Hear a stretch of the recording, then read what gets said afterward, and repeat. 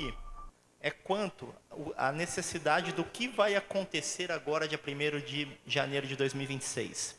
A primeira pergunta que é feita muito e muita dúvida gera, provavelmente muitos de vocês já devem estar elucidados, alguns talvez não. Começou janeiro de 2026. E aí, IBS e CBS, eu tenho que apurar, eu tenho que pagar? Essa é uma pergunta que por muito tempo se duvidou, se olhava a lei tinha alguma confusão. Quanto a isso, porém, hoje, para mim está bem claro, as explicações estão bem claras. Primeiramente, a apuração, informação, preenchimento dos documentos fiscais, obrigações acessórias, ela é obrigatória para todos a partir de dia 1º de janeiro. E vamos lembrar, já foi dito aqui por vários que me antecederam, que diferentemente a gente está acostumado a fazer, os contabilistas, as empresas, e aí as empresas e os empresários estão acostumados a declarar imposto de renda pessoa física no final do ano, alguns que faziam uma declaração de carnê-leão, alguma coisa assim, tal, um livro caixa. Olha, nós teremos agora muitas pessoas físicas contribuintes do IBS e CBS. Então, olha a preocupação que nós geramos aí em termos de necessidade de fluxo de informações. Tá, teremos que fazer essa apuração de IBS e CBS. A Franciele e outros que me antecederam já falaram da alíquota, 0,1 e 0,9, né? 0,1 de IBS e 0,9 de CBS, da forma que a alíquota integral seja 1%. Mas teremos que pagar? Depende. Sim e não. O pagamento não é obrigatório. Não estão obrigados a fazer os pagamentos das alíquotas apuradas, desde que preencham corretamente as informações. Nossa, está vindo para frente aqui. Desde que preencham corretamente as informações referentes às documentações fiscais. Tá. Mas e se eu optar por recolher? Por que eu recolheria isso? Se você optar por recolher, primeira coisa, você está fazendo um exercício do que vai acontecer nos próximos anos, dali para frente, no primeiro momento até 2033 de maneira transitória, mas depois de 2033 para frente, teremos isso como uma questão definitiva. Então, isso vai ser um laboratório onde você vai ter uma alíquota bem pequena, um risco pequeno para fazer esse laboratório, né? Não vamos trabalhar com 1%, ao invés de trabalhar aí com 26%, 31%, né? Então, você falou 31%, eu ouvi. Bem, então, teremos toda essa questão. Ah, mas eu vou recolher um valor que não me é devido? Não, você vai recolher, mas a lei te garante a possibilidade de você pegar esse valor que você recolher de IBS e CBS no ano de 2026 e descontar do que você deve de PIS e COFINS. Ah, mas eu sou lucro real, tenho um monte de crédito PIS e COFINS, eu não vou fazer o quê? Você pode compensar com outro tributo administrado pela Receita Federal. Ah, mas eu também tenho um monte de prejuízo fiscal para compensar, alguma coisa assim. Tudo bem, você vai ser ressarcido. Qual é a nossa primeira, nesse período da apuração de transição, essa alíquota teste aí de 1%, teremos também todas as obrigações gerais vão se aplicar, todas as formadas, as reduções de alíquota, as imunidades, tudo vai ser funcionando como se fosse efetivamente as alíquotas efetivas que virão a ser cobradas a partir de 2027, gradativamente até 2032 e dali 2033, em definitivo para frente. Então, obviamente, quem apurar e não quiser recolher, não precisa recolher, desde que faça os deveres instrumentais, preencha as obrigações acessórias, e também, obviamente, não recolheu, não vai ter direito a compensar com o PIS e COFINS, né? Está na lei, era óbvio, mas está na lei. O que a gente entende que é o grande exercício de 2026 para todos os contabilistas e empresários? Apesar do recolhimento ser opcional,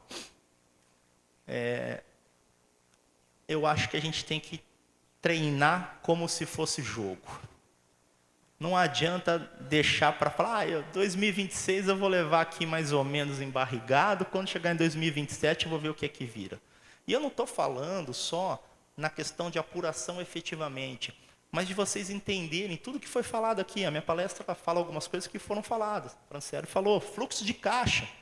Você vai ter split payment na sua empresa, na sua atividade profissional, se ela tiver o split payment, no momento que tiver, o dinheiro vai sair da sua conta automaticamente. A gente não vai ter aquela questão mais de trabalhar um mês com o dinheiro do governo e pagar no final, no meio do outro mês. O dinheiro do governo não fica no nosso caixa, ele vai direto para a conta do governo. Claro, dependendo de créditos que a gente tem. E aí, isso implica em um impacto na precificação do seu serviço, na precificação do seu produto. A gente ouve aqui, muita gente fala assim, a pessoa que está no Simples Nacional, doutor Rodrigo, ele vai ficar fora, porque ninguém vai querer pegar prestador de serviço que está no Simples. Ora, se o prestador de serviço tiver que sair do Simples e se enquadrar num regime, ou dentro do Simples, tiver que se enquadrar no regime de contribuinte do IBS e CBS, obviamente ele vai cobrar mais caro por esse serviço.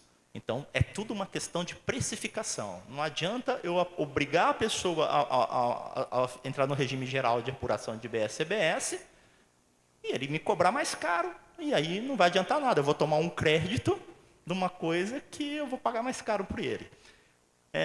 E isso vai impactar essa avaliação de tomada de créditos, né? Vai impactar na nossa seleção dos nossos prestadores de serviços que gerem créditos. E isso tem que ser analisado, foi falado aqui muito, caso a caso. Não mais setor por setor, caso a caso. O que serve para uma empresa não vai servir para outra empresa do mesmo ramo, vizinha que seja. Por quê? Ela vai ter prestadores de serviço diferentes, ela vai ter prestadores de serviço diferentes, ela vai ter fornecedores diferentes, ela vai ter uma série de tipos de incrementos que ela toma que vão diferenciar ela da outra empresa. Então, é necessário que se invista em tecnologia nesse momento.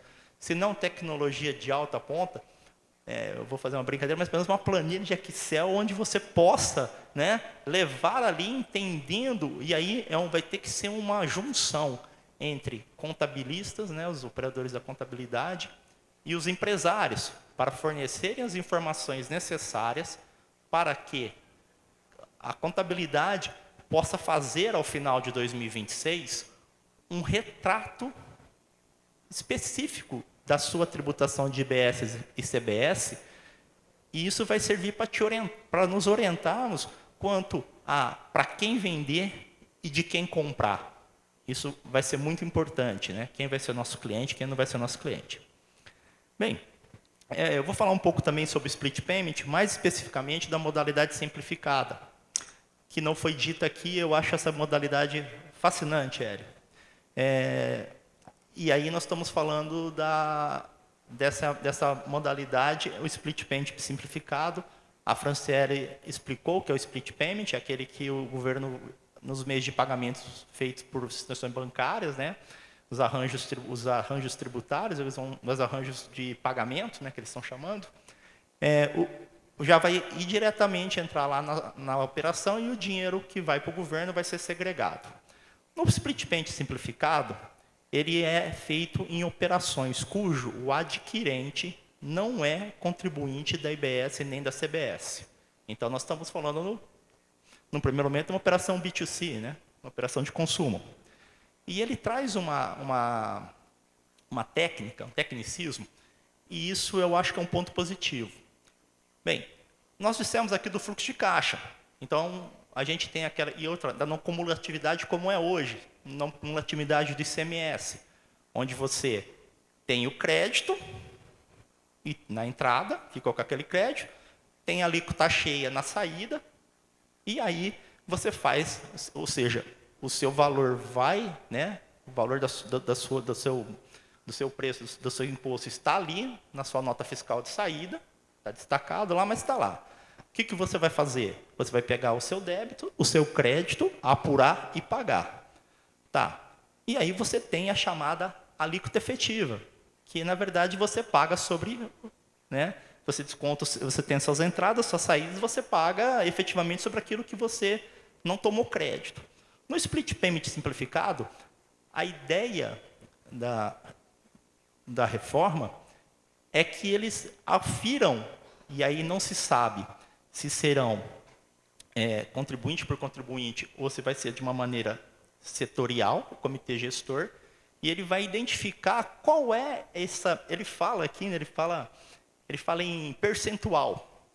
Eu vou chamar de alíquota efetiva, porque para mim é isso, esse percentual.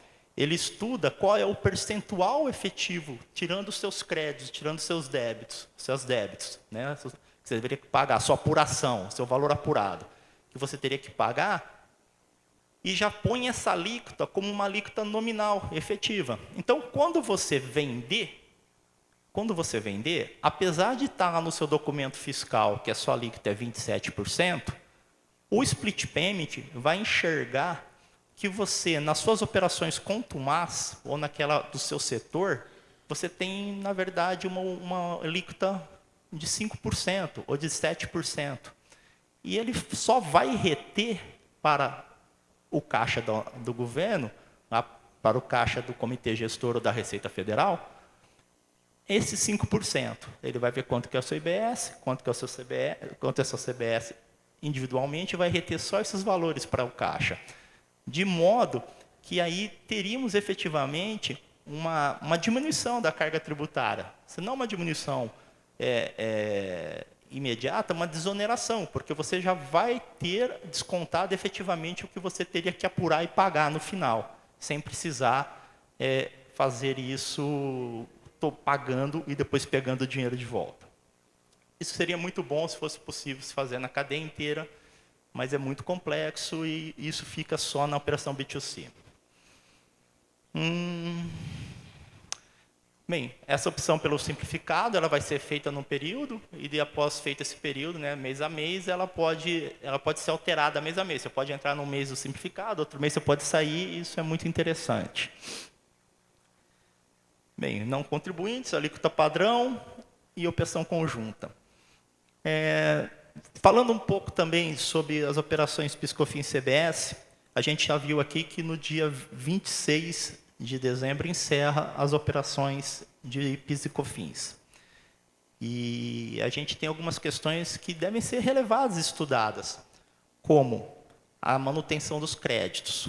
Então, é um exercício também que devemos fazer na nossa atividade e com nossos clientes, se no decorrer do ano de 2006, aqueles que estão num regime de, por exemplo, de lucro real, onde não cumulativo de PIS e COFINS, se não vale a pena adiantar adiantar compromissos, adiantar faturamento, você tem caixa, e você se programar para você fazer uma reserva de caixas de crédito de PIS e COFINS, que você não vai ter a partir de 2027 em tributação, mas você vai poder usar esse crédito para pagamentos da CBS durante o ano até 2032, né? Acho que vai até 2032 os pagamentos. Então, esse é um estudo. Olha, eu vou fazer o seguinte, por exemplo, por que eu faria isso? Eu tenho muitos prestadores, um prestador de serviço muito forte, mas ele está num regime de não cumulativo, e, nossa, esse cara não vai querer, ou está no simples, ele não vai querer me transferir crédito de IBS, CBS depois. Eu vou lá, faço um contrato com ele, faço um adiantamento de fornecedor para ele, pago uma quantia para ele, tomo o crédito nominal na cabeça de 926 de PIS e COFINS e mantenho um crédito, um valor. Fiz uma moeda. Óbvio, isso depende da empresa estar ou não capitalizada.